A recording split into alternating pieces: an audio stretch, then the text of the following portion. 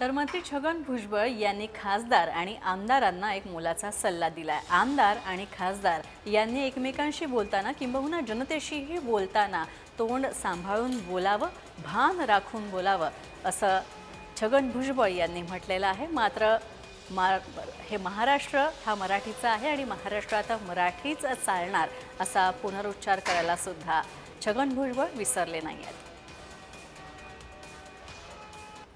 इतर भाषिक जे आहेत ते वर्षानुवर्ष राहतात, मग ते गुजराती असतील, ते UPचे असतील, ते सगळे आता मराठीसुद्धा बोलायला लागलेले आहेत। काही लोक जे आहे हत्याग्रह करतात आणि हा विषय वाढवतात, पण अनेक लोक बोलतातसुद्धा। मराठी महाराष्ट्राची राजधानी आहे, त्यामुळे मराठी तिथे आवश्यक आहे। भाषेवरून जे वाद बघायला मिळत आहेत की आपटून आपटून मारेल म्हणजे आता सगळे जे खासदार काय आणि आमदार काय, त्यांनी आपण लोकसेवक आहोत आणि अशा रीतीनं जे काही बोलताना थोडंसं सांभाळून बोललं पाहिजे।